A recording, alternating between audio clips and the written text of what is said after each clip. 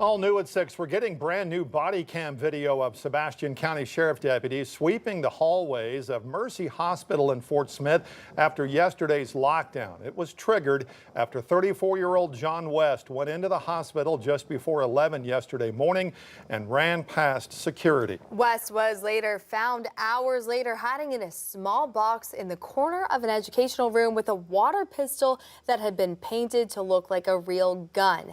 Officers also found that he had a physician's tablet and laptop. Now we're hearing from a nurse at Mercy Hospital about her experience yesterday. Thanks for being here with us. I'm Alexandra Burnley. And I'm Darren Bob. She says it was one of the scariest experiences in her career. 5 News reporter Kayla Davis sat down with her today.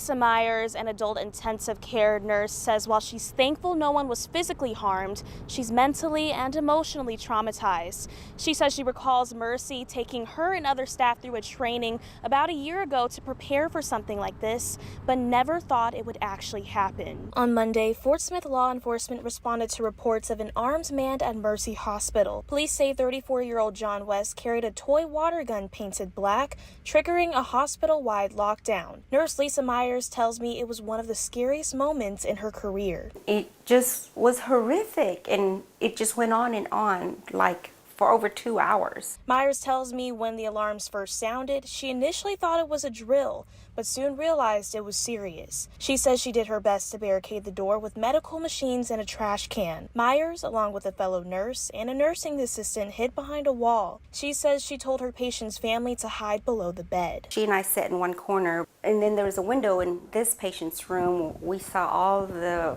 law enforcement's out there. She says she could hear her other patients' call lights going off, but couldn't help. That was the worst, because I wanted to go out there and take care of my patients, and because it is a calling for me. Myers says the road to recovery will be a long one. Even though the man is put in jail, it's not over for us.